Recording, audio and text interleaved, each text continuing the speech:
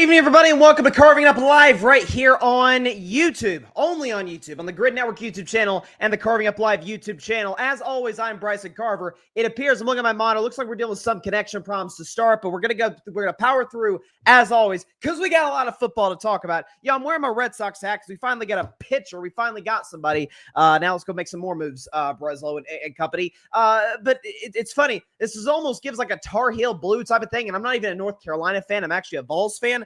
But North Carolina just brought in Bill Belichick. We're going to get into that and why I don't think it's going to work at all to start the show. Also, Sam Darnold, Vikings. The conversation's already started. Well, they got to pay him. He's a free agent. They just drafted J.J. McCarthy just 7 months ago in the first round of the draft. Could they bring him back? Get into why they should this continue, pay Sam Darnold, keep Sam Darnold. Get to that later on in about 12 minutes or so. Carving up the context is surrounding the Philadelphia Eagles today, revolving around this A.J. Brown, Jalen Hurts situation and why it is going to be the ultimate test and really put Nick Sirianni in a category of coaches one way or the other. Get into that later on Carving Up the Context. Bryce's best 10, my top 10 teams in the National Football League. Some teams moved up, some teams moved down, some teams stay where they're at. We actually have one brand new team in the top 10 this week that hasn't been on all season long. You definitely want to stay tuned for that. And at the end of today's show, prediction for tomorrow night's matchup in the NFC West. You got the Los Angeles Rams. You got the San Francisco 49ers. Listen, I dubbed San Francisco dead weeks ago, but they'd be really, really, really dead if they were to lose this game. If they win, they're potentially still alive for the NFC West. So we got a lot to discuss today, but none more so than a story that just broke a few hours ago. So let's get to that. But first, I'm not going to lie, college football, Belichick, didn't see that coming. So according to Adam Schefter, Pete Thamel, and a number of other sources, Bill Belichick has agreed to become the next head coach of the North Carolina Tar Heels football program. A report has also recently surfaced that Belichick has agreed to a 3-year, $30 million contract, which is consistent with speculation leading up to this in that, hey, Belichick wants to go to North Carolina for a number of reasons, because his dad coached there for a time. Belichick kind of grew up around Chapel Hill. By the way, the Chapel Bill thing is already starting, which is kind of cool. But his dad coached there. Belichick, and I've talked about this on the show before, his favorite player ever is not Tom Brady, is not Gronk. No. It's Lawrence Taylor when he used to coach him as the defensive coordinator, obviously, for the New York Giants. LT played, the greatest defensive player ever, played at North Carolina. So there's the ties there. Belichick has ties to North Carolina. But this 3-year contract almost certainly means, hey, I want to coach her for 3 years and then hand it off to my son. Which, people are going to cry nepotism. I don't have an issue with that. As long as the son can coach, I'm good with it. That's not the questions I have, and that's not really the reason I think this is not going to work at all in Chapel Hill. So college football, especially in 2024, it's always been this way, but especially now, I've often called it a different sport. It's a different business model.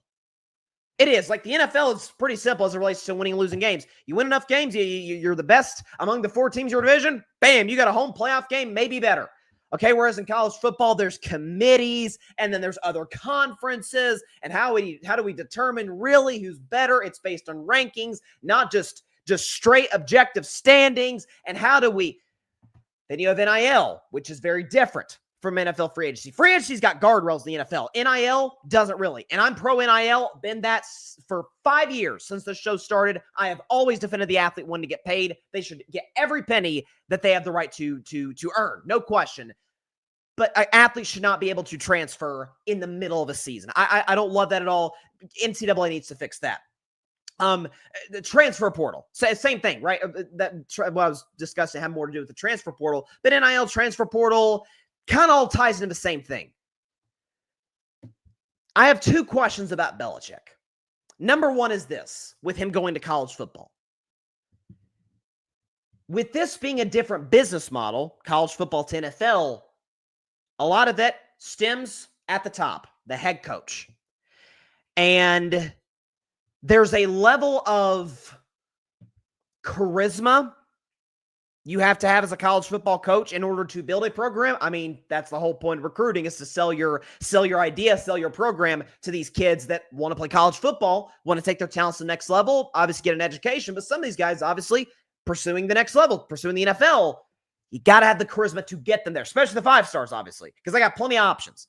Steve Sarkisian at Texas, plenty of charisma. Kirby Smart doesn't seem that way, but his players in Georgia love him. Love Kirby Smart. Like, Kirby's a different type of charisma, right? He's the, again, very much cut from the Nick Saban cloth. Get in your rear end, is going to chew your arse out, but Kirby Smart 1,000 times out of 1,000's got your back every single second of every single game. I mean, you think about Deion Sanders. Now, that's different. There's swagger, there's charisma, and then there's prime time. That's a different ballgame with Deion Sanders.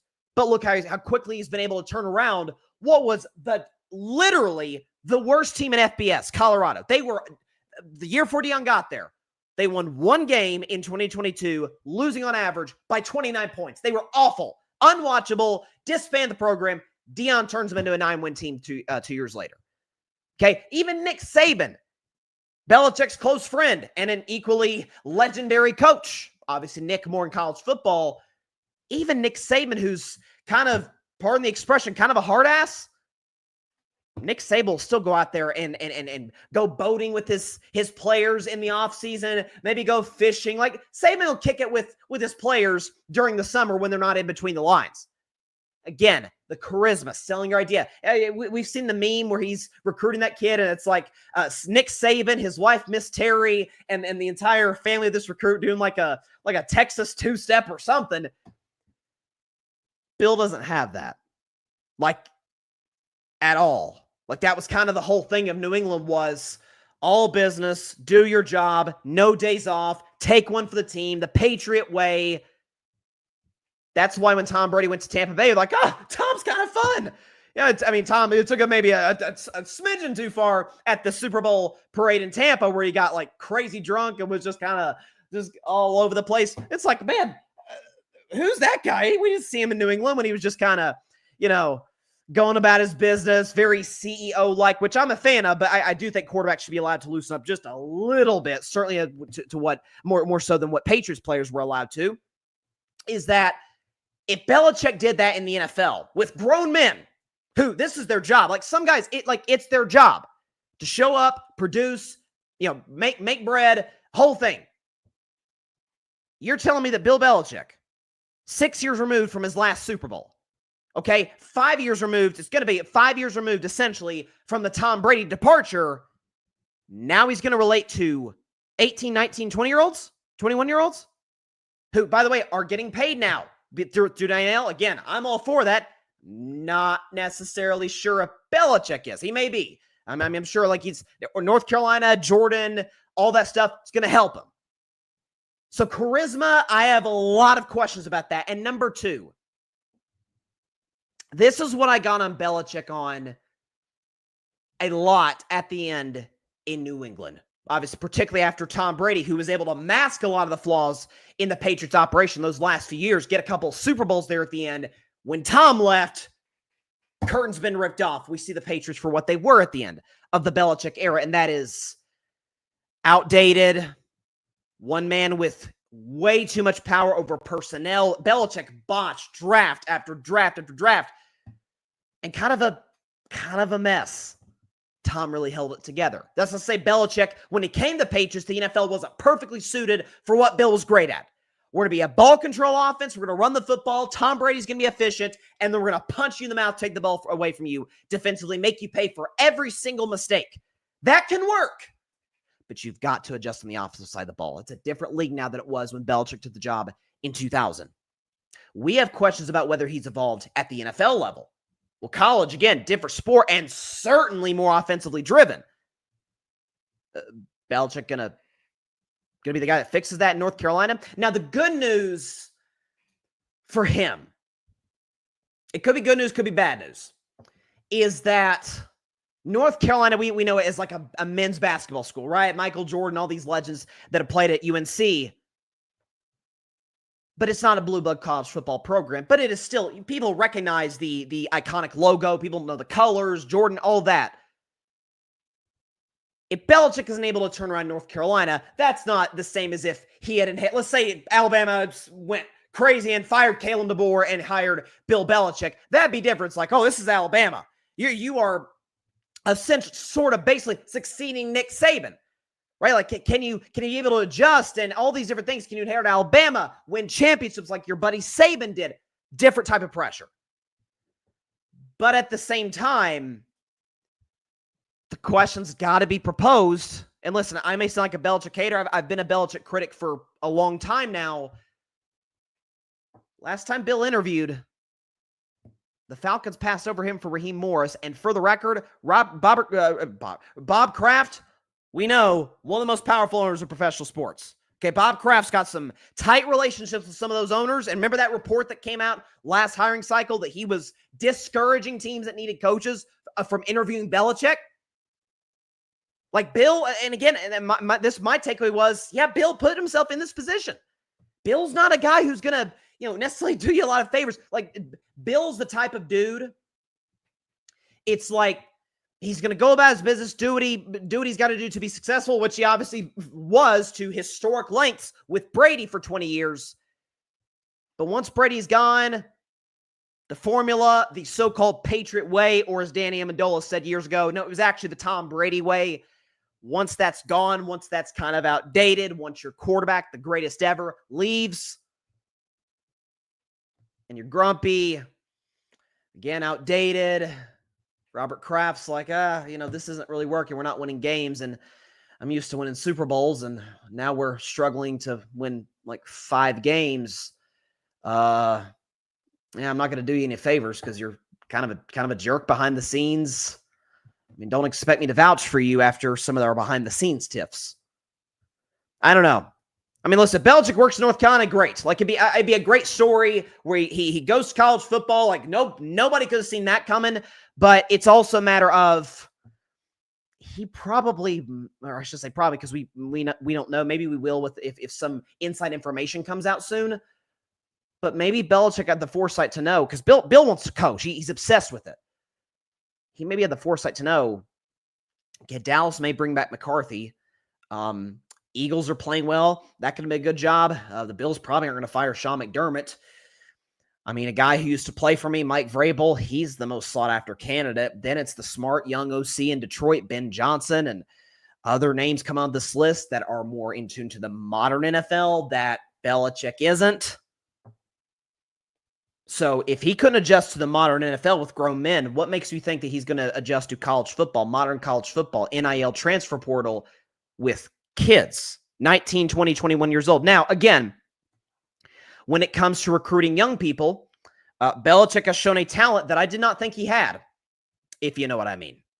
But obviously, college football is a bit different in that regard. So we'll see what happens. My man, Ryan Flowers, Clutch Sports Talk. What's up, Ryan? Belichick won't work in college, in my opinion. Being a college coach is more than coaching on the field with NIL. And not only, by the way, too, you make a good point, Ryan, because you're 100% right about NIL. But something you said right there, being a college coach is more than coaching on the field. There's a mentorship that comes with being a college coach. Like, you're almost like a second dad. Or in maybe the case of some guys from less fortunate backgrounds, like a father figure. That's not Bill. Again, I'm not, Bill's his own guy. It is what it is. I'm not going to ask somebody to be something that they aren't. I don't want you to be inauthentic. But again, he's 72 years old. Like, yes, he going to relate to these guys. I don't, the fit doesn't really make a lot of sense to me.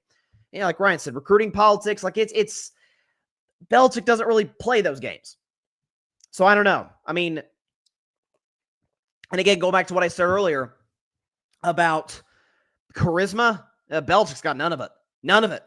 Even Saban, who were like, grumpy, yells at play. Oh, Saban had charisma when he needed to use it. Recruiting.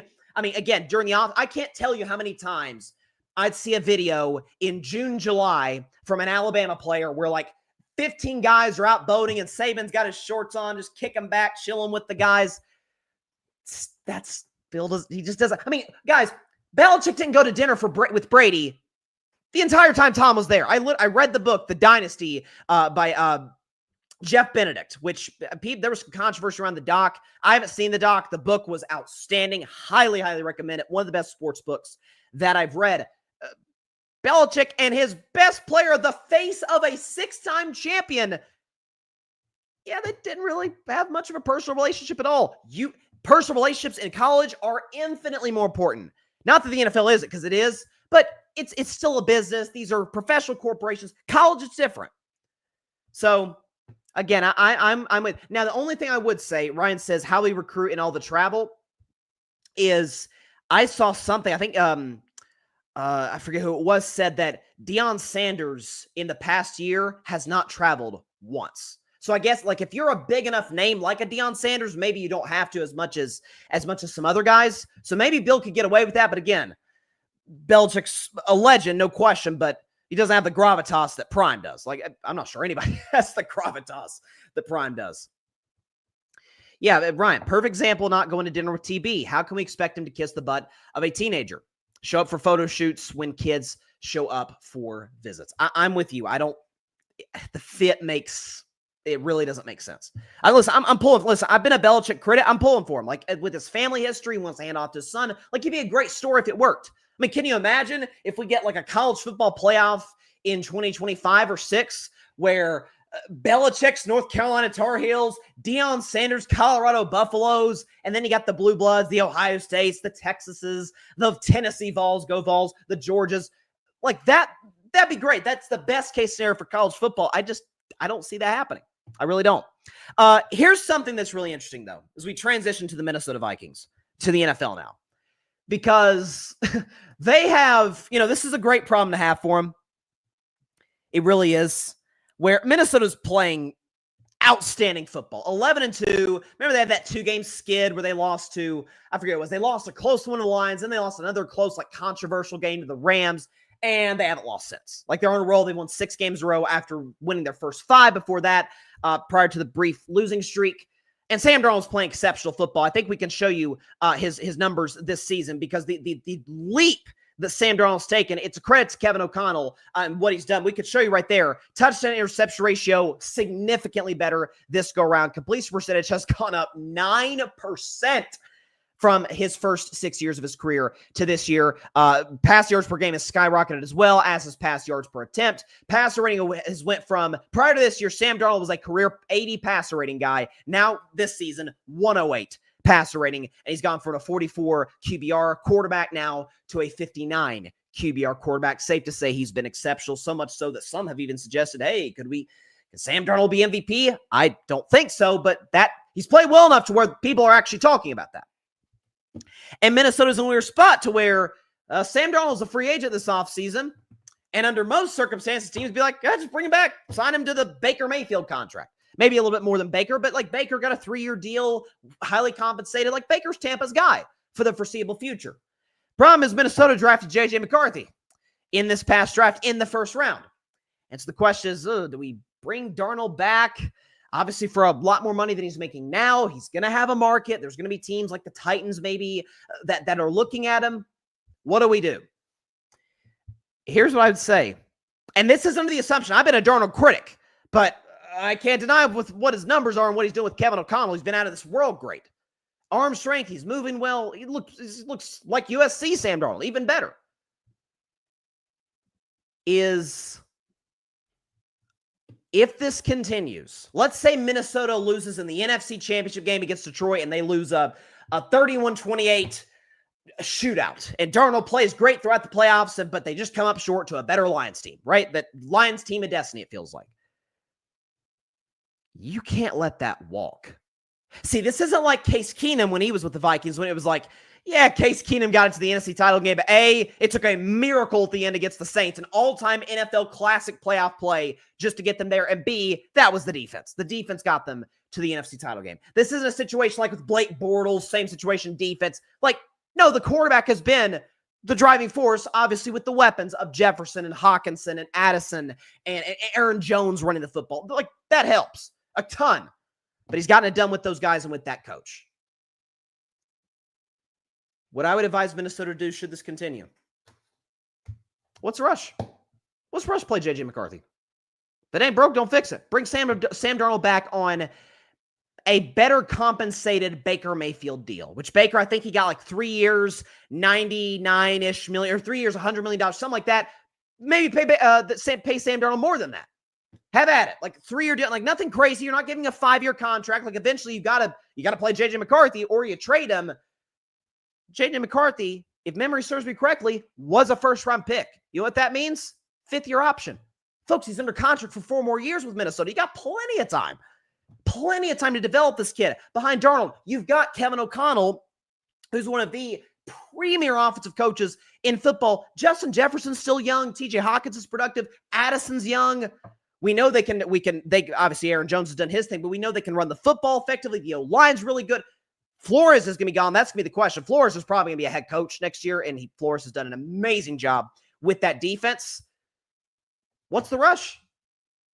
As long as the head coach is in place, as long as you got the receivers, he'll be set up in a good position to sit behind. Listen, this happened, again, different scenario because you're talking about a Hall of Fame quarterback, but Jordan Love sat for 3 years behind Aaron Rodgers. You remember that game Jordan Love started year 2 when Aaron missed because of COVID, and he started against the Chiefs, and Love just totally overwhelmed, just didn't look ready.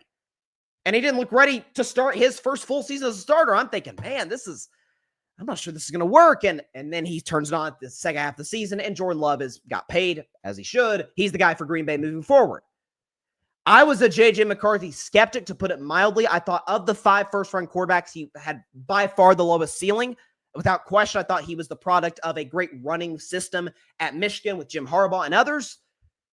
But maybe I'm wrong. Maybe he can turn it around with Kevin O'Connell. I don't think that's a crazy thing to assume.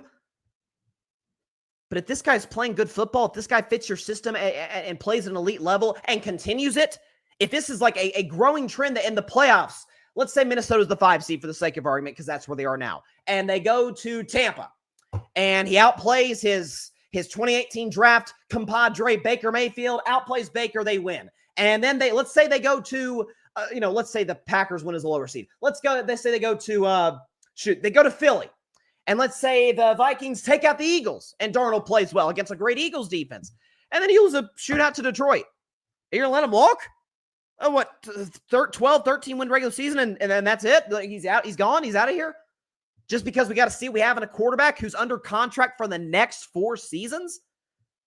I don't know. I just think for Minnesota right now, you've got, it's a problem. Yeah, hard decisions are going to have to be made. But keep in mind, this kid, they drafted, he's coming off an injury. J.J. McCarthy's coming off a serious injury. Give him more time to rehab, get ready to go physically. Obviously learning behind Darnold with O'Connell. We got plenty of time.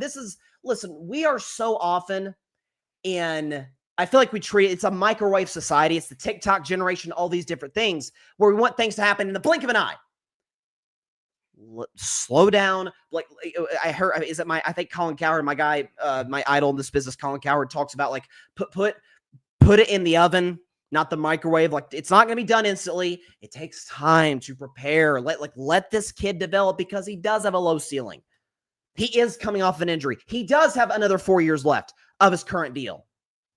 What are we rushing for? Nobody's losing their job. It's not like O'Connell's on the hot seat. It's not like it's a situation where it's like, hey, see what the young guy's got because I could be fired in 2 weeks.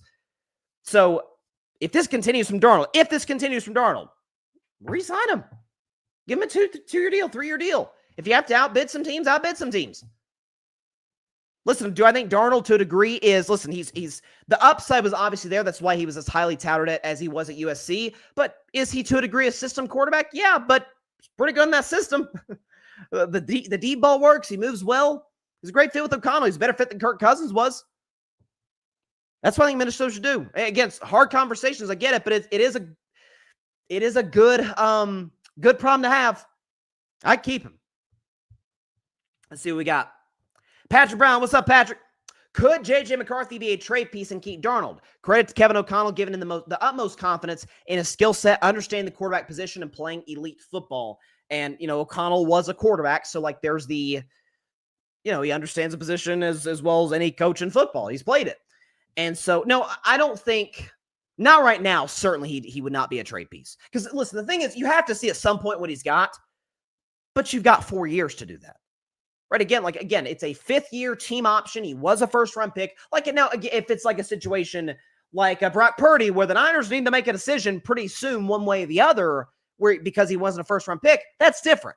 If McCarthy had 3 years left, maybe you want to consider franchise tagging Darnold, which I hate the franchise tag, but for Minnesota, it would make sense, salary cap-wise and in terms of the future. And then the next 2 years, you see what the kid has. I would say right now, no, because I think they do eventually use the first-round pick on him at some point. You got to see if he can play or not, see if he's your guy long-term. I don't know. I mean, by the way, here's an example.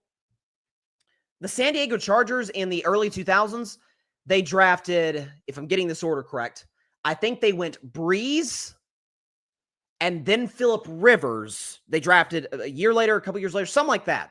And Breeze was the guy. And they kept Breeze, and they developed Phillip Rivers, and then obviously Breeze, that was an injury situation, had the shoulder issues, went on to, of course, accomplish incredible things with the Saints, and then Phillip Rivers was their guy. There's precedent for this. I mean, even in a different scenario with the 49ers, like they traded all those picks to get Trey Lance. That didn't work at all. Now they happen to stumble into Brock Purdy. It's like, hey, this kid's way better.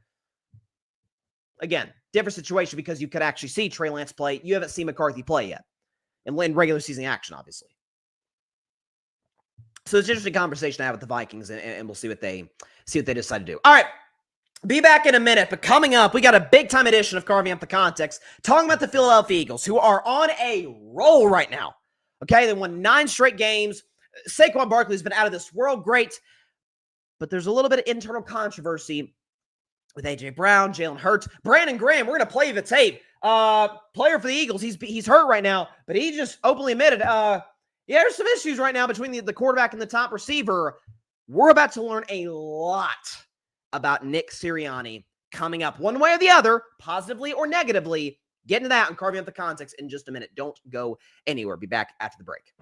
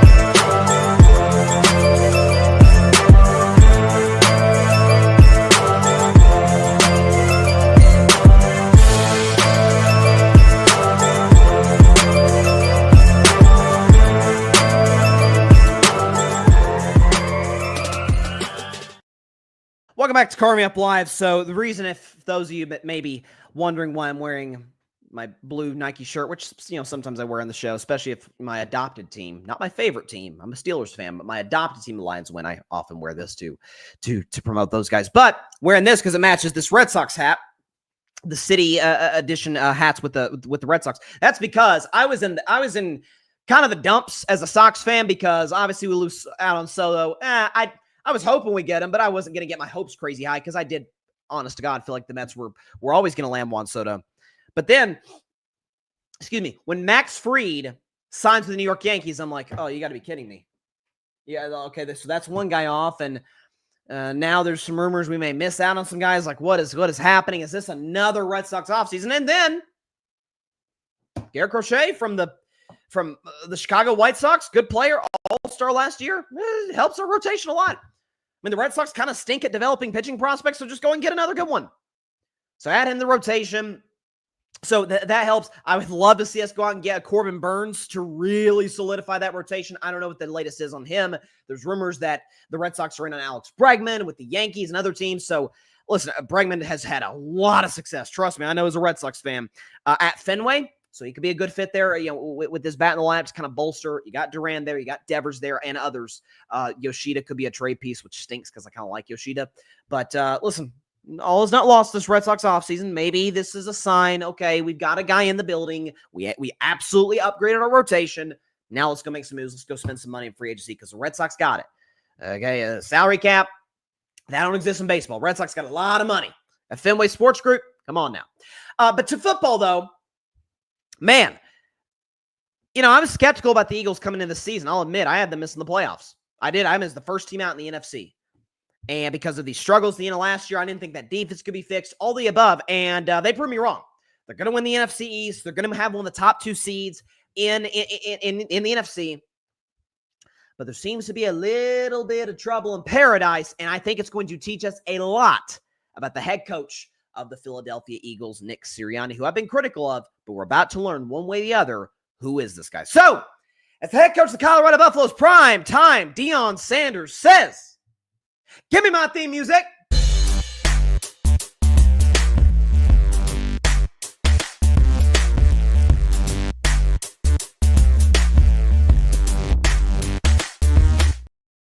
On this week's edition of Carving Up the Context, there appears to be trouble in paradise in the city of Philadelphia, the city of brotherly love, with the Philadelphia Eagles. So they beat Carolina on Sunday. I will say they were a drop away from Leggett, the receiver for the Panthers, on a great play by Bryce Young, who the stats didn't look that good, but Bryce actually played quite well, especially considering the defense on the road, for potentially losing that game. But they survived. They win by 6. Defense is able to make a stop at the end. But there was some weird play calling. Kellen Moore going away from Saquon Barkley. Bad play calling by Kellen Moore as a Dak Prescott lifer. Not surprised by that. But the story is A.J. Brown, who after the game called out Jalen Hurts, called him out, didn't like the fact that the Eagles aren't really going to A.J. Brown, and the numbers would reflect the fact that they understand their identity as an offense as we're a Saquon Barkley team, which is what made the play calling at the end against Carolina so weird that they went away from Saquon. But we're a Saquon Barkley, power-running football team, elite offensive line. This is who we are. Jalen Hurts is going to work off play action, and so A.J. Brown's not getting as many targets, and he's frustrated about that. And Brandon Graham, we're going to play the clip, was on Philadelphia radio the other day. Brandon Graham, who's an excellent human being, who's been a great veteran in Philadelphia, great pro for a long time. He's hurt. He's out for the season, unfortunately, but he's with the team. Okay, Brandon Graham is employed as a member of the football team called the Philadelphia Eagles, and this is what he said relating to A.J. Brown and Jalen Hurts. I don't know the whole story, but I know that one is trying. And I mean, 11 could be a little better with how he responds to things. And they was friends before this. It's like, man, but things have changed. And I understand that because life happens. But it's the business side that we have to make sure that we don't let the personal get in the way of the business. And that's where we got to do better as right now, because we know it's an issue. Everybody's seeing some things, but we need to be able to talk things out as men. Okay, so Brandon Graham airing out the family business on live national sports talk radio in Philly. So I mean, and again, this is a veteran. He's seen some turmoil in the locker room throughout his long career. He's like, yeah, it's not going so well, and AJ Brown needs to kind of grow up a little bit. And so, listen, in terms of the back and forth, listen. It's hard to take A.J. Brown's side just because it's like, guys, like, dude, you're winning. You've won 9 in a row. Like, Saquon's the guy. Everybody knows Saquon is the driving force of this offense. Why are you giving Jalen Hurts problems? On the other side of things, though, and this is kind of this segues me a little bit into Nick Sirianni. With Jalen Hurts, and this is, again, it's his reality. I'm not going to ask somebody to be something they're not, but it is what Jalen Hurts is. He's just not a confrontational guy. Jalen Hurts isn't going to yell in your face. Now, I don't think he's Aaron Rodgers, like passive-aggressive, like wants nothing to do with you if you screw up. I don't think he's a bad leader, but Jalen's very much I'm going to lead by example. And by the way, part of what makes Jalen's leadership successful in some ways is deep breath, cool, calm, collected. Expression doesn't change. We're all good, fellas. We're still going to win this game. But sometimes when it's going really bad and that expression doesn't change, there doesn't seem to be a sense of urgency, at least from what you could see in Jalen Hurts' body language. It's like, dude, hey, let's go. We need to get a spark in this offense. That's just who Jalen is. I remember watching his freshman year at Alabama in 2016. That's who he is. Enter Nick Sirianni. To me, there are 2 primary categories of head coaches in the NFL. 2 in particular. It's almost like 2 political parties in some ways. Like you're going to have your third parties, you have different types of, but primarily 2. The first set of coaches, the first category of coaches are schemers. Schemers, X's and O's guys. Andy Reid, Kyle Shanahan, Matt LaFleur, Mike McDaniel, among others, schemers. And then there are culture builders / motivators. Now, again, these tend to be my type, and now I love schemers, but Mike Tomlin, Dan Campbell, Jim Harbaugh, like Sean McVay would be like a political independent. Like Sean McVay's a schemer. Sean McVay has a presence in the room. Like when Sean McVay walks in, you're like, oh, Coach McVay, here we go. So he's got like a little bit of both. That's what makes McVay so successful. He's got a little bit of both. People forget the Rams were like maybe the worst franchise in football when he became a head coach, and within 2 seconds, they're a playoff team. Like he's outstanding. Culture builder and schemer.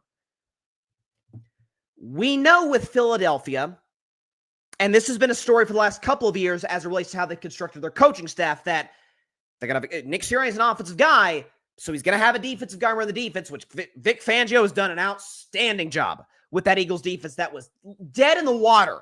Maybe the worst defense of football last year. This year, can't do anything against those guys. Fangio deserves a lot of credit. But Sirianni is an offensive guy, but somebody else runs the offense. And so Kellen Moore.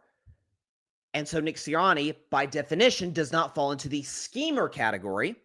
He's not calling plays. He's not, the creative offensive mind.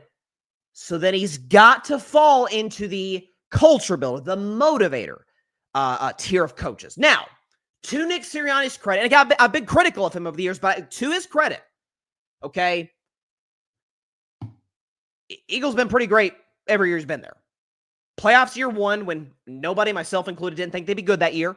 Super Bowl year 2 with what was an elite coaching staff and elite roster, certainly. Year 3, though, end of last season, they just fall apart down the stretch. This year, they rebound from that season, get off to a slow start, 2-2. They haven't lost since. They've won 9 in a row. With this going on, listen, again, it's the reality. Jalen Hurts is not the leader of that locker room. Okay, Brandon Graham has a veteran presence, but he's hurt. The veteran presence you had last year, Fletcher Cox, Jason Kelce, they're gone. They're out of the building. Lane Johnson's a veteran, but like that's all you got now. With AJ Brown complaining, despite the nine games in a row won by Philadelphia, Saquon Barkley offense, he's ticked off. He's not getting the ball. Jalen Hurts is very much I'm going to play it by the book. I'm not going to show any emotion, any of those things. You do kind of have to have a guy to be able to come in, step in the room, and hey, guys, step out of it. AJ, come on, let's go. We're a team here. Okay, Jalen, get AJ the ball. Don't ghost him. AJ Brown did not get targeted on Sunday until the second quarter. Some of that's on scheme. Some of that's on Jalen Hurts. Okay, not looking to number 11. It very well could be because of this issue going on behind the scenes that Brandon Graham talked about that we showed you in that clip. Mike Tomlin could step in and fix that. Motivator, culture builder. So can Sean McVay. So can Dan Campbell. I mean, Dan Campbell, last week, prime example. Jahmyr Gibbs posts the picture on social media in the Lions locker room, and right behind him is a whiteboard with a bunch of Detroit Lions signals that they use on the sidelines. And Dan Campbell diffuses it. Okay, I'm sure Jahmyr Gibbs was probably fined, punished, whatever. And then he goes, he's like, yep, situation taken care of. If we can't win because people know what our signs are, we're probably not a very good football team. Diffused it like that. Mike Tomlin diffuses George Pickens drama like that. All these different situations. Jim Harbaugh, there hasn't really been any drama with the Chargers, but Jim Harbaugh, pretty good at diffusing situations if there ever is any going on with the players. Sean McVay. What is Nick Sirianni going to do? Because last year the season fell apart. I don't know if there was any drama going on between Hurts and AJ Brown. I can't imagine the relationship was great at that point with the Eagles going from 10-1 to 11-6 and getting just housed in their playoff loss to Tampa. The locker room wasn't great with veteran leadership, with Jason Kelce, Fletcher Cox, and others, and with Brandon Graham, who's now hurt. Those other two guys are retired. Can you be able to step in? Because you're not a schemer. That's not like we remember when Nick Sirianni's first year. Shane Steichen was there, but Sirianni called plays, and it didn't work so well, so he handed it off to Steichen, and Steichen, who I think is one of the bright young offensive minds in the NFL, did an outstanding job, almost helped win Jalen Hurts an MVP. That's okay if Sirianni's not a schemer, but he's got to fall in that second class of coaches, or what does he do? Like, this is his job. This is Mike Tomlin's job. This is Dan Campbell's job, Jim Harbaugh's job, Sean McVay's job. Is he able to diffuse this? Now, if they beat the Steelers on Sunday, AJ Brown, maybe he makes a point. He tells Kellen Moore, hey, get number 11 involved. Let's make sure he get his confidence high. Hit him on like a screen pass early. Second down and 6. Get his confidence going. Involve him in the game plan. That would show me a lot about Nick Sirianni. I've been critical. I think his decisions in fourth down, clock management, field goal situations has been nothing short of atrocious. But there's other coaches we could say that fall into the scheme or motivator category. Clock management, that's a different story, right? There's not many coaches that I think get it perfect with the clock. But can you be great at that? Because if you're not, the question is, well, what do you do? Are you just a product of, you have one of the most stacked rosters in the NFL, like you're kind of supposed to win. So this week's edition of Carving Up the Context, we're going to find out a lot about Nick Sirianni this next week, couple of weeks, 3 weeks, and the rest of the season really with all of the drama going on. AJ Brown out of nowhere. It's like, bro, man, we won 9 in a row. Why is AJ Brown causing controversy? What are we doing? Sirianni's not a schemer. That's not who he is. So he's got to, by definition, fall into the motivator category. And if he can't do that, what's his job? That's what I'd say for Philadelphia. John Rivera, AJ is a clown. Listen, it does seem to be that this happens like every year. And listen, AJ is one of the 5 best receivers in the sport, but it happened in Tennessee. It happened that first Super Bowl year in Philadelphia. There were issues last year, this year. I just like if Philly's losing, here's the thing, right? Let's say Saquon Barkley wasn't the MVP candidate that he ended up being. And he's good, but Philadelphia is kind of reeling from the end of the season last year. They're not playing well and all those different things. And AJ Brown's not getting the ball. And then he goes like, hey, guys, why am I not getting the ball? We're not playing well. That's different. If they're not playing well, he's like, guys, I can help us win. I remember CeeDee Lamb did that with the Cowboys last year. The Cowboys were kind of going through an early season funk, and CD kind of made his voice heard. He's like, guys, give me the ball. I can help you win. Dak got the ball. The Cowboys were a great offense last year with CeeDee Lamb. So, like, that's different. The fact that the Eagles are winning and now's when he tries to make noise, it's not great. Patrick, I admire how Jalen Hurts has been very humble about it, answering questions and trying to keep it in-house. Yeah, and like that's the great aspect about Hurts' leadership. Like, again, it can be a blessing and a curse, is that he's not going to overreact. He's going to be great with the media, not gonna be cliche. I'm cool with cliche quarterbacks. Everybody else, I want honesty, right? I want your middle linebacker. Oh, maybe not middle linebacker because he's essentially the quarterback of the defense. But your receiver, your right tackle, safety, be as honest as you want to be. I don't care. Okay, give it whatever soundbite. Quarterbacks, a little bit different. But that's, again, the blessing, the curse, is that Jalen isn't going to overreact, but at the same time, he does need to react, right, at times. Like, don't make more of a situation than what it is, but also, if we're not playing well, like, Jalen, come on, let's go. We do need to see a little bit of a sense of urgency. Like when Tom Brady on the sidelines, when the Patriots would be down, again, it's unfair to compare Jalen to Brady. I get it. But I'm a fan of the in-your-face confrontational style of leadership. Again, there's different ways to be a leader. That's what I prefer from quarterbacks is, Tom Brady, when they're not playing well, he is yelling, he's screaming, come on, we're better than this. A lot of expletives in there. Offensive line, man, got to give me time. Receivers separate. Man, let's go. We're good. Let's go. It keeps everybody in their toes. Like, that's why I've ripped Aaron for years. Aaron Rodgers is, man, if it ain't going well, he's over there by himself on the sideline, and it's y'all figure it out. Y'all get everything fixed. Like that, I hate. That again, I think my points on Aaron's leadership has been pretty well documented at this point, but no question. And John is right about this. Receivers are the biggest divas. Yeah. And that's the thing too, is like, in their minds, again, to defend the receiver, I guess, but also in the bigger picture for the team, the receiver's like, man, I'm running routes over and over and over. I'm not getting the ball, and this and that. But at the same time, I don't. If Philly was not playing well, I get it a little bit from AJ Brown. I would have gone all out to attack at my quarterback. That's bad. Can't do that. But if he's like, man, I don't know why they're not giving me the ball. Like Malik Neighbors, for example. People throwing Malik Neighbors in the same category as AJ Brown. Malik Neighbors, like, guys, there was a game this year where he didn't get a target till the fourth quarter. Like, what's going on? He's your best offensive player. Get Malik Neighbors the football. That's different. 9-game winning streak. You're not getting the ball, but you're winning. Now you're mad. I don't know. Excuse me. AJ changed his social media pic to Heath Ledger's Joker, a subliminal shot at Jalen. I don't know. I know the kid who got suspended by Houston put a picture of Joaquin Phoenix's Joker. I don't know if that's him saying, hey, now I'm going to be a villain. Maybe that's AJ Brown's mindset. I don't know. Maybe, listen, as fate would have it, because I thought for years the Dark Knight, the Heath Ledger Joker is I mean, everybody knows Heath Ledger is the greatest Joker, but that movie is like a kind of a perfect movie. Like there's really not many flaws in it at all. Watched it with my sister the first time last night, and she loved it. So there you go. We got Bryce's Best 10 though coming up, because we got a new number one. We've had a lot. This has been fun about Bryce's Best 10 is, for the first whatever it was, 11 weeks, 12 weeks. It was 1 and 2 we're the same from week 1 to November. Kansas City 1, Detroit 2. I'm like, guys, when they lose a game, I know Detroit lost early to Tampa, but I'm like, early season slip up. I'm not going to overreact.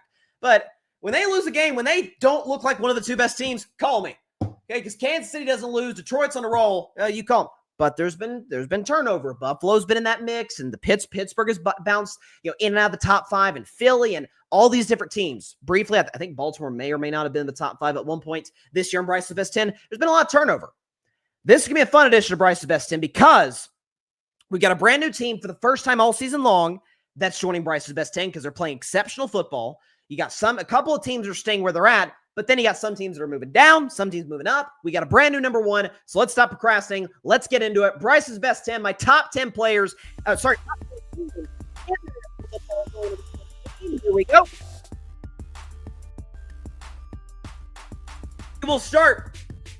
We will start at number 10. The 10th best team in the National Football League is the Denver Broncos. The Broncos are the 10th best team in the National Football League, and here's why. By the way, Denver's staying where they're at last week. Denver was on a bye. Not going to kick them out the top 10. So statistically all season long, this has been one of the best defenses in football. It's been Pro Football Focus, I think at one point said it was like the second best offensive line in the NFL. Okay, so you talk about those things. Talk about the fact that Bo Nix has been right there with Jaden Daniels statistically as the Offensive Rookie of the Year. Now, personally, if I had a vote, my vote's going to Brock Bowers in Vegas. That guy's awesome. I thought he was going to be amazing coming out of Georgia. He has exceeded my expectations. Nonetheless, though, Bo Nix is playing exceptional football. He had the 2 interceptions against Cleveland, but the deep ball's working. Jerry Jeudy's in Cleveland. Marvin Mims, good deep threat. Courtland Sutton's always been underrated throughout his career. I've always liked Courtland Sutton. Okay, you got a good running game. Sean Payton to me, should be a finalist for Coach of the Year if the Broncos make the playoffs. He's done an amazing job with this team. Listen, defense slipped up against Cleveland. Jameis will do that sometimes. And by the way, Jameis taketh away. They got to pick 2 pick sixes off him, but then gave up 1 million yards of offense. Denver will bounce back. Vance Joseph is a great DC. They'll be able to bounce back and play good football on that side moving forward. Bo Nix going to keep doing his thing. The Broncos are the 10th best team in the National Football League. At number 9, and making their 2024 debut on Bryce's Best 10, it is, welcome to the list, Seattle Seahawks. The Seahawks are the 9th best team in the National Football League, and here is why. So I'll tell you what, we talk about Coach of the Year finalists, and I don't know if I can remember a year where there's been a deeper pool of Coach of the Year candidates than this year. May have to start looking up in the Pacific Northwest at Mike McDonald, at the job he's done. Listen, we see what the Ravens are defensively since he's left. They were the best defense in football last year. This year, one of the worst pass defenses, but he's taken over. This defense is playing outstanding football, taking the ball away, getting the quarterback. The secondary's been outstanding. Offensively, Geno Smith is playing clean football. I've said for the last couple of seasons, Seattle's got about as talented of a wide receiving trio as any team in football with Lockett. Obviously, everybody and their mama knows who DK Metcalf is. And you talk about the likes of guys like Jackson Smith and Jigba and others. But the running game, Zach Charbonnet was amazing against the Cardinals. Kenneth Walker, when healthy, is effective. Although at this point, you can make a case Charbonnet might be their best guy moving forward. The O-line for Seattle's playing well. John Schneider's done a really good job in the draft the last couple of years of just accumulating talent. I've always been a Geno skeptic. I think he's good. I think he's an absolute clear-cut starter in the NFL. I don't know with this roster. I don't always feel like they're hitting their ceiling. Defensively, they certainly are because they were okay last year. This year with Mike McDonald, outstanding. The Seahawks are the 9th best team in the National Football League. At number 8, saying where they're at last week, basically because they were on a bye, it is the Baltimore Ravens. The Ravens are the 8th best team in the National Football League, and here is why. I'm so confused with how people view this team. I look at all these power rankings lists, all these top 10s or 1 to 32s, tiers, whatever, and I see Baltimore, in some cases, in the top 5. I must be lost on something. Okay, their pass defense isn't good. I get it. They did a good job against the Philadelphia Eagles a couple weeks ago. That was by design. Philly was going to ride Saquon Barkley to finish, and their defense kind of play a smash mouth brand of football, okay? Pass defense isn't good. Dealt with injuries on that side. Offensively, Lamar Jackson statistically has been outstanding.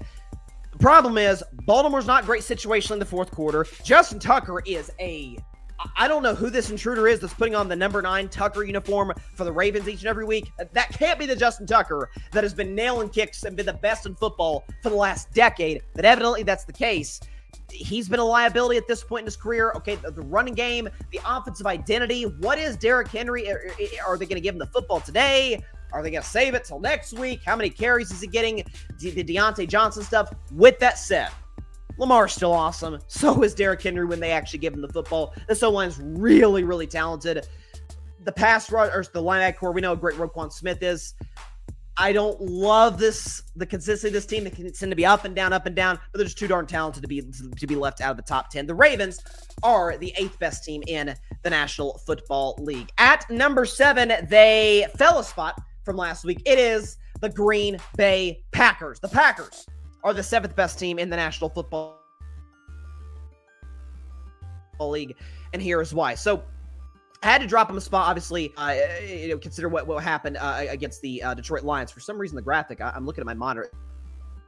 It's the Wi-Fi. Okay, connection problem. Listen, with Green Bay right now, here's what I got to say. Is that Jordan Love, it's a weird thing going on with the Packers.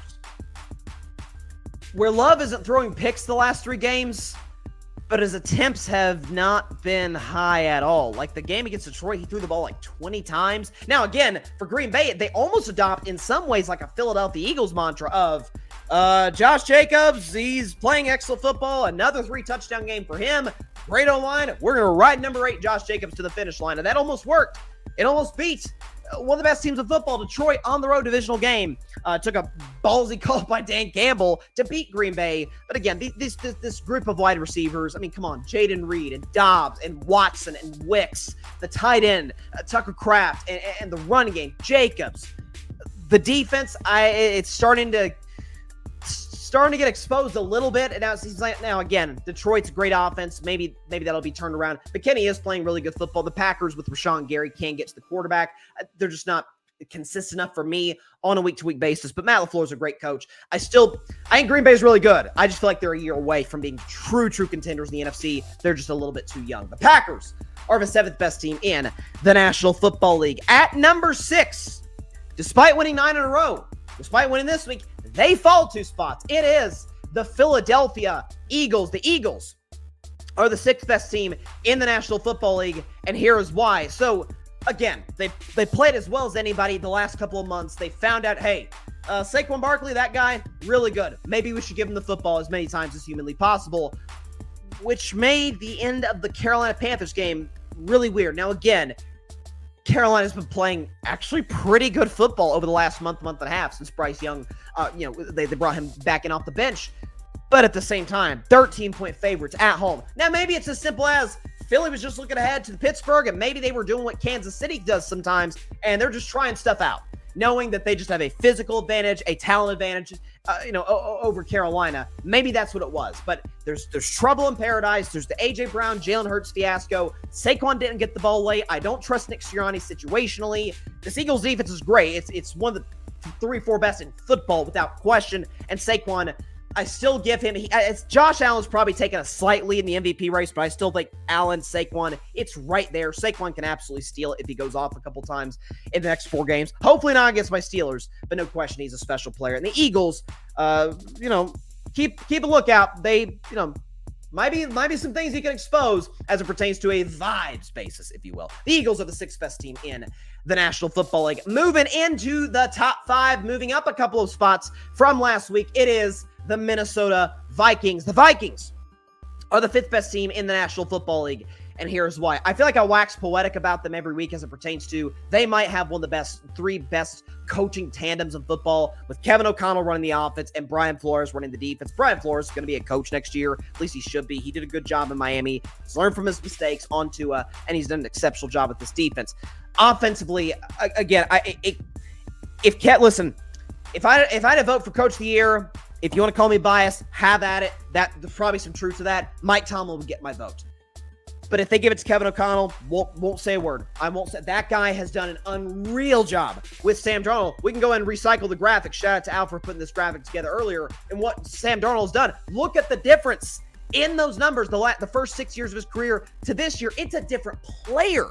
This is what the Jets were hoping they get when they drafted him in the 2018 draft out of USC, but he's becoming that. The arm strength, the mobility. Okay, this is one of the most talented offenses in the NFL with Aaron Jones, Hawkinson, the best receiver in the game today. Justin Jefferson, maybe the second best, along with Devontae Smith. Number 2 receiver in football with Jordan Addison. Hawkinson, the tight end. The O-line is exceptional. The defense is great. This is one of the most sound football teams. They don't really have that many weaknesses. They remind me a little bit of the team that actually is placed above them, with the Minnesota Vikings being the 5th best team in the National Football League. The team faced above them, there's some similarities, believe it or not. At number 4, moving up a spot from last week, it is my Pittsburgh Steelers. My Steelers are the 4th best team in the National Football League. Black and yellow, baby. Black and yellow, black and yellow, black and yellow. Of course, the Steelers are number 4. So the reason they're similar to Minnesota, and Tony Romo outlined it after the game beautifully on CBS, you show me where their weaknesses. You show me what the Pittsburgh Steelers do poorly. For years it was that quarterback thing. They don't do that very well. Well, this year, with Russell Wilson in, and you see Russell Wilson's numbers like, he didn't even throw for 200 yards. The QBR pass rating, keep in mind, divisional game, Cleveland, they beat you. Jameis Winston has given you problems. Okay, this is a Browns defense that has Myles Garrett, one of the 3-4 best defensive players on earth. You're missing George Pickens, and you beat them by double digits. Okay, you talk about the Steelers team that scores 27 without George Pickens. Now, there were some clear flaws, and you could probably get away with that against the Cleveland Browns more than you can the teams you got coming up. Philadelphia, Baltimore. Well, you can maybe get away with it against Baltimore because you own them. Kansas City, maybe Cincinnati if they are somehow alive and Joe Burrow's still playing and Jamar Chase. But to score 27 without the best player, I believe, on your offense, George Pickens, that's pretty impressive. They're a power run team with Najee Harris. Jalen Warren has just gotten better and better. He came back from injury earlier this season. This is as fresh as he's looked. This offensive line is slowly but surely kind of coming together. And this defensive line, what can you say? I mean, TJ Watt, Ogunjobi, Cam Hayward, old man Cam still doing his thing. Okay, you got Nick Herbig. You got Alex Highsmith who's back. Okay, reports are Holcomb is coming back to shore up this linebacking core with Peyton Wilson, with Patrick Queen. The secondary, Joey Porter Jr. You saw that clip on Hard Knocks, Joey Porter Jr., Mike Tomlin. That relationship is gonna produce some exceptional play out of this young player from Penn State. Mr. Unlimited keeps doing his thing. The Steelers are the 4th best team in the National Football League. Boy, I could have never seen that coming as a Steelers fan coming this season, and I mean that. At number 3, falling 2 spots from the top spot on Bryce's Best 10 last week, it is the Buffalo Bills. The Bills are the 3rd best team in the National Football League, and here's why. So, by now, at this point, you know who's above them. Those 3 teams have been in my top 3 for about the last 7-8 weeks because they've just proven they're just on a different level than everybody else, just a level higher than the rest of the NFL. With Buffalo, I don't know how many more adjectives we can have for Josh Allen. I always was critical of him for the last couple of years in the sense that, God, he's awesome when he's on his game, and when he's not, he turns into at times a liability. With just not the turnovers. Quarterbacks turn the ball over. Quarterbacks throw picks. It happens. Just the reckless. Like, what are you doing?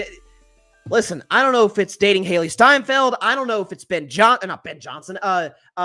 Joe Brady.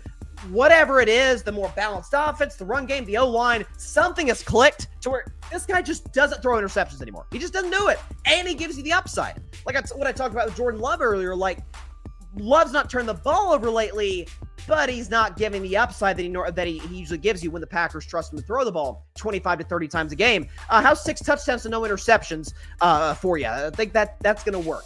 The problem is for this Bills team, that defense got torched. Now, the 44 points is a little misleading because there was a block punt, but the way the defense was playing, it feels like the Rams probably would have scored in that possession too. Stafford was unbelievable. Puka Nacua, those are great players with the Rams. But 40-plus is a bit much, especially when Bills Mafia, per usual, showed up and showed out in SoFi. Okay, the fact that Josh Allen has the best regular season game of his life and you still find a way to lose is a bit concerning. Sean McDermott's clock management was just not good at all. Sneaking the ball on the 1-yard line, you have your 3 timeouts. What are you doing? Have an opportunity to get the ball back. This is still an elite Buffalo Bills team, still absolutely a Super Bowl contender, but they did show some cracks in the armor to a certain degree in that loss after winning 7 in a row. The Bills are the 3rd best team in the National Football League. At number 2, moving up a spot from last week, it's the back-to-back Super Bowl champion, Kansas City Chiefs. The Chiefs are the 2nd best team in the National Football League, and here is why. I swear to God, they're 12-1, and I hear everything that's wrong about them. Oh, Mahomes. I thought Mahomes' passer rating didn't really reflect, but I thought Mahomes, the 4th quarter, some of the 3rd down throws to Kelsey late, or the jump pass on that last drive, it's like, okay, he's rounding into form. Like, he's been kind of toying with us for the first 3 months of the season. The real Patrick Mahomes is starting to show up and show out and do his thing. So Patrick Mahomes is showing up. Travis Kelce, situationally great. This Chiefs defense did struggle at times in the second half. The Chargers were actually moved the ball quite well in the second half at Arrowhead. Divisional familiarity, that can happen. But again, 15 straight wins in 1-score games. It's an NFL record by 2 games over another team that everybody said was lucky. The Patriots, Brady, Belichick, lucky. No, they're just better at their job than you are, and they close better than you do. That's what the Chiefs are this year. It's what they've been over the course of this dynasty. They're just better than you are, in tight, gotta have it, situational type moments. The Chiefs, I swear, everything's wrong with them except, I don't know, they just win like all the time. The Chiefs are the 2nd best team in the National Football League, and I must issue an apology because the number 1 team in the NFL, which they were the last 3 weeks, prior to last week, when despite winning as many games they did in a row, I dropped them in favor of Buffalo. I apologize to a fan base that there's a mutual love and respect there. The best team right now is the Detroit Lions. The Lions are the best team in the National Football League. Dan Campbell, my man, what did y'all do for a record-setting, Lions record-setting 11th straight game in a row? Kneecap.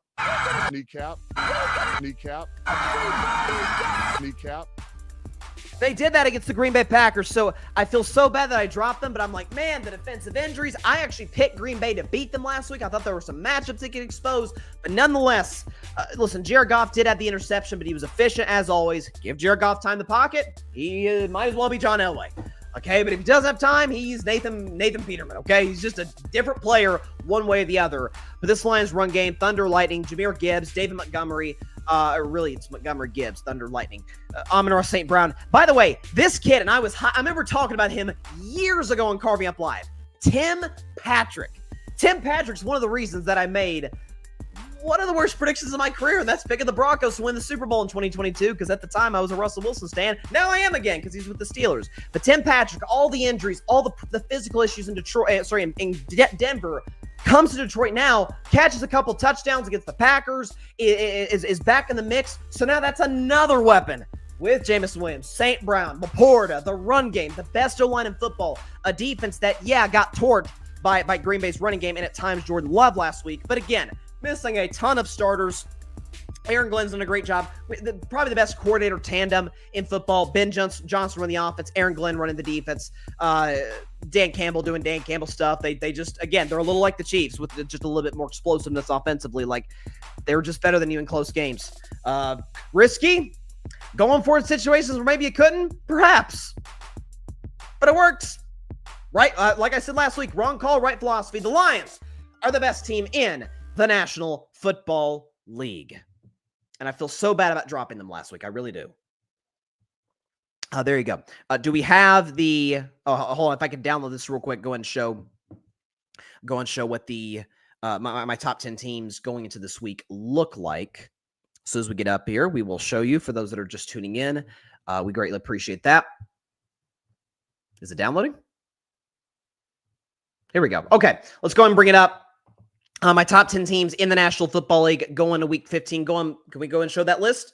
Okay, list is up there right now.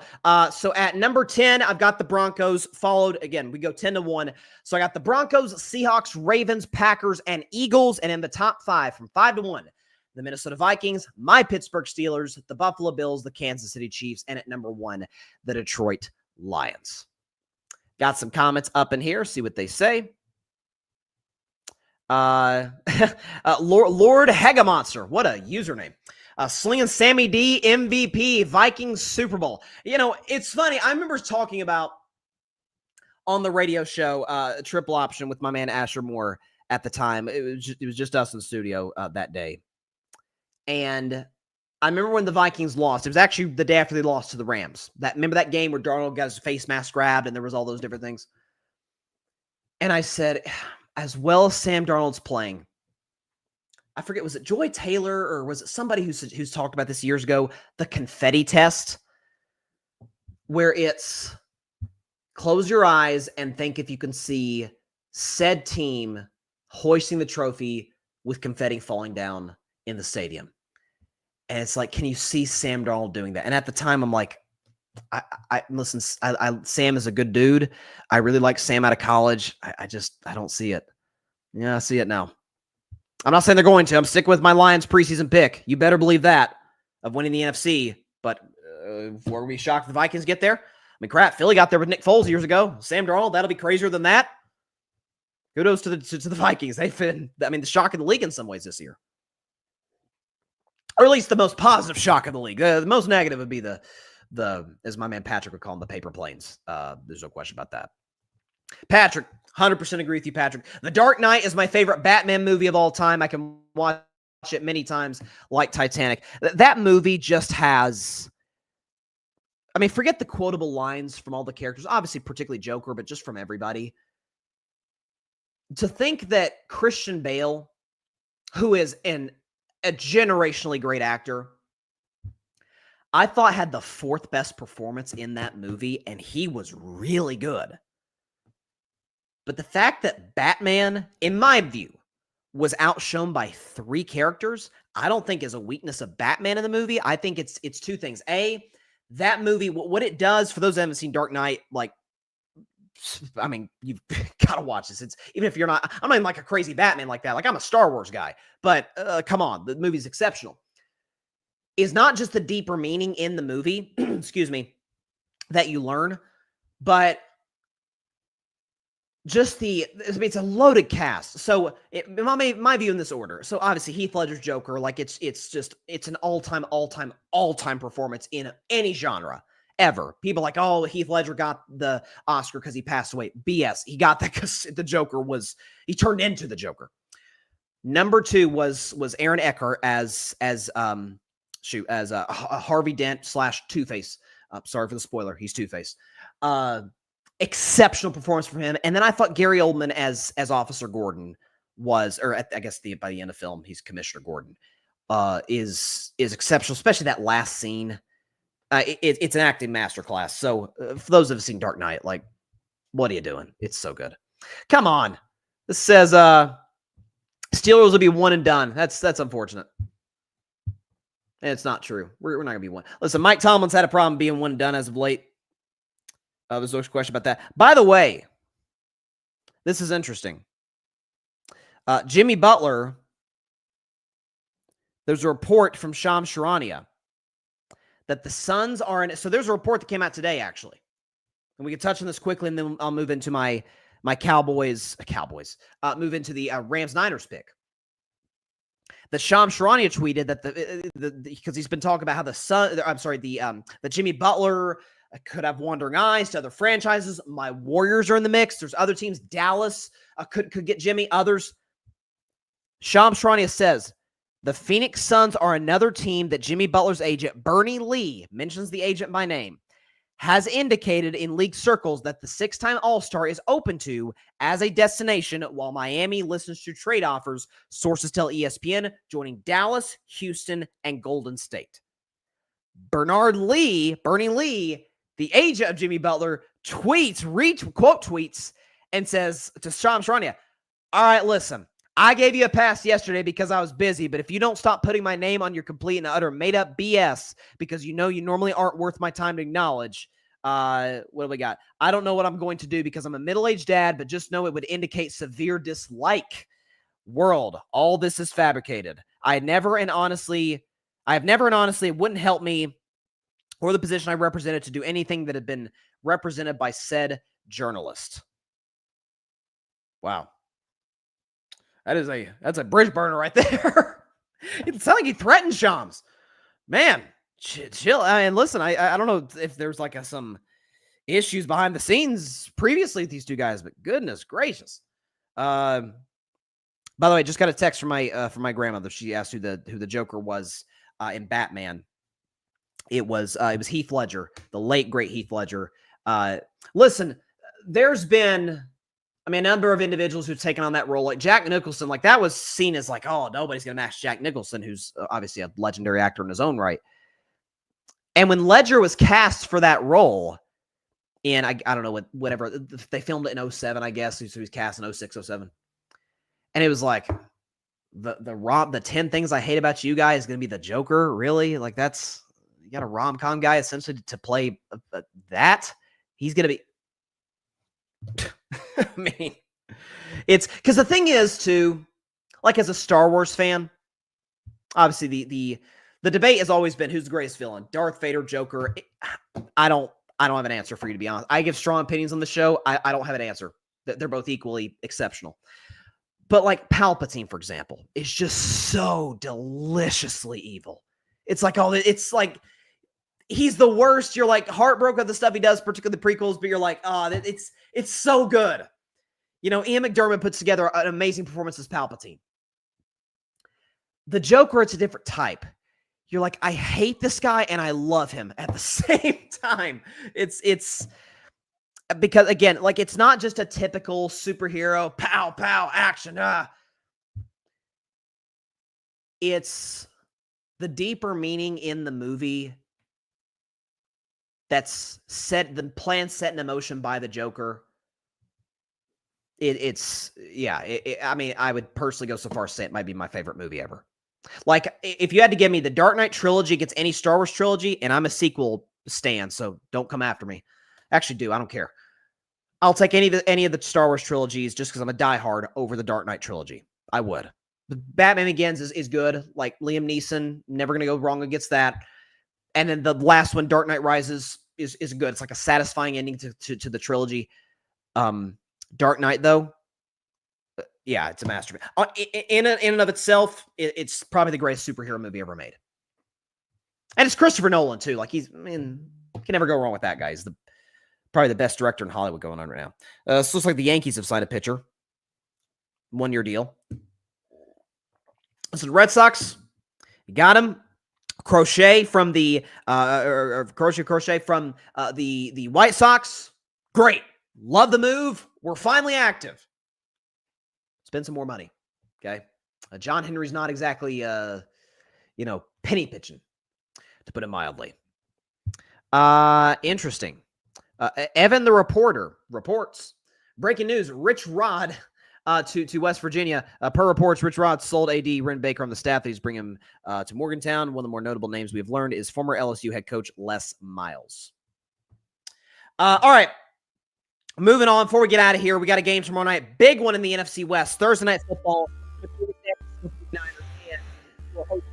So, San Francisco this. 2-3 weeks ago, I declared the Niners dead for the rest of their season. I didn't think that it was going to be, I didn't think it was going to be a situation where they would turn their season around. Too many injuries. They've already announced that Hufunga's out. Trent Williams is out. Okay, obviously McCaffrey's been out. He's on IR. You got freaking Jordan Mason's on IR. Garendo's hurt. I mean, they're beat to hell right now, are the San Francisco 49ers, okay? Defensively, they haven't been as good. They're dealing with a number of injuries. At home, now again, they embarrassed the Chicago Bears. Bears have 4 yards at the halftime. Some of that to me is some internal stuff with Chicago more than it was with San Francisco. Chicago's a mess. They got to get a guy to clean some of the internal nonsense, particularly stemming from the front office up, especially that O-line. The Rams coming in, though. That is a huge win they got against the Buffalo Bills keeps them very alive in the division. They play Seattle at the end of Week 18. Massive on the part of the Los Angeles Rams to survive and get the job done against Buffalo. With the speed-up defense in San Francisco, with the fact that we understand Kyle Shanahan has had success against Sean McVay throughout the years, but I remember back, again, I get it was a long time ago, back in Week 3, San Francisco is far more healthy than they are now. They were business pieces, but the Rams were just, I think Havenstein might have been out for that game. Their elite offensive lineman. You got Puka Nacua was out. Kupp was out. Kyron Williams might have been out. They were beat all to pieces. And they found a way to win in large part due to special teams at the end, but they were able to find a way to win. I love Kyle Shanahan. This has not been his best coaching job this year. The quarterback matchup, Stafford, Purdy. What are we talking? It's not even, just arm angle, talent, moving in the pocket. Like it's not even remotely close. Stafford all day long. I got a close game. Divisional games tend to be that way, but I got the Rams winning this game 27-20 over the San Francisco 49ers. If they're folks out there that think the Niners are still alive, I understand that because mathematically they still have a shot, certainly to still win the NFC West. This will for sure put the Niners season to bed. The Rams will win this game again. If you're a Minnesota Vikings, who currently they're not in first place in that division, despite being 11-2 because Detroit's on a roll. If you're a Minnesota Vikings, if you're a Green Bay Packers, you may have a fan advantage just in terms of numbers if you play at SoFi, especially if the Packers play them. If we get a Packers-Rams playoff game, Green Bay fans are going to outnumber Rams fans without question. The fans tend to take over SoFi pretty easily. Boy, you don't want to go to Matthew Stafford's house in the first round of a playoff game. You don't want that. The Rams were my pick to win the NFC West over San Francisco when everybody thought the Niners would win that division. And also, too, I thought they were going to get to the NFC title game and play Detroit. They still could. That's still on the board. But they got to win that NFC West first, without question. As we continue the Dark Knight discussion, then we'll put it to a close before we get out of here. Patrick, Heath Ledger got into the role so deep. He stayed in character on and off set. The Windy City really gave it a Gotham City feel. Oh, yeah, the cinematography. Cinematography, obviously the story, the score by the legendary Hans Zimmer. As far as I'm concerned, outside of John Williams, Hans Zimmer is the man, is the composer. Okay, acting is exceptional. The sound, everything's an A+ in that movie. It's so good. And that's one thing too. The more I read about the Heath Ledger thing, the less I think that the Joker role is what led to his untimely demise. Everybody on set who knew him was like, yeah, that wasn't what did it. Because he could turn on a switch on and off. He could be Joker and then he could be Heath 1 second to the next. But no, it was. An actor's great when they're unrecognizable in a role. By the way, the guy that plays Batman, Christian Bale, he's got kind of that same quality. The man played Dick Cheney in a movie. Guy who played Bruce Wayne played Dick Cheney. Bale has insane range. Obviously, American Psycho. He's got a pretty broad list of exceptional performances. But yeah, if you haven't seen Dark Knight, it came out in 2008, so it's been a while. If you haven't seen it, if you got time, probably want to watch that thing. It's phenomenal. All right.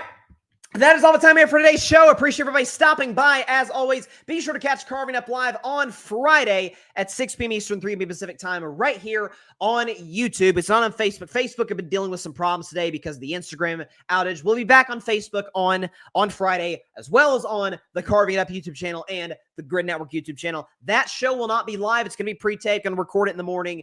So that still air 6 Eastern, 3 Pacific time with a lot of NFL stuff, reaction to Rams and Niners, anything else that happens in the world of sports that we will get to. No Volview this week. It's essentially a bye for Tennessee. We'll talk more Tennessee next week when they play Ohio State, and College Game Day is going to be there.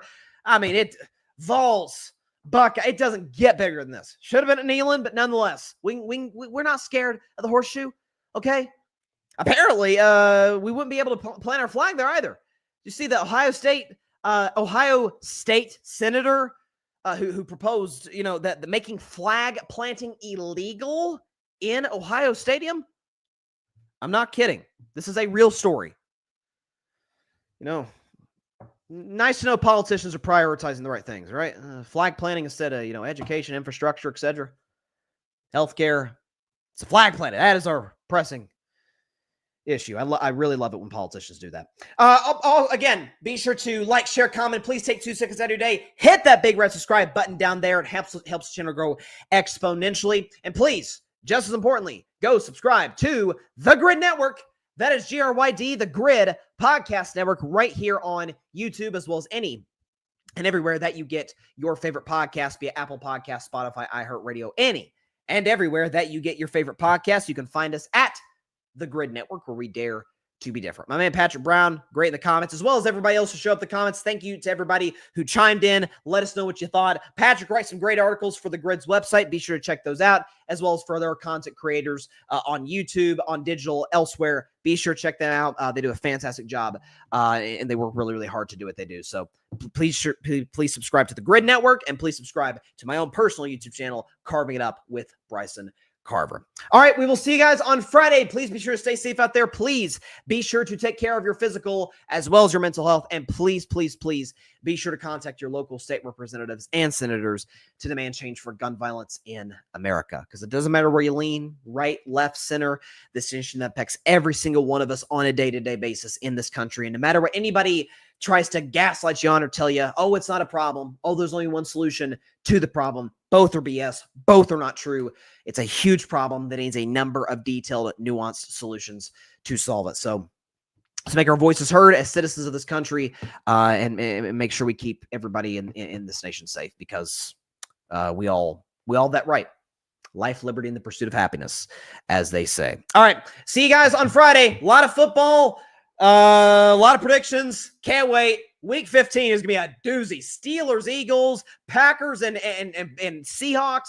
What else we got? Lions, Bills. Can't wait to break it down on Friday. Stay tuned. 6 Eastern, 3 Pacific time on Friday. Stay safe, everybody. God bless y'all. Peace out. Steelers coming to beat them. Thanks so much for watching the show on YouTube, and be sure to go click that big red subscribe button and check out the other clips and full shows from Carving It Up Live, as well as our other incredible content creators here on the Grid Network.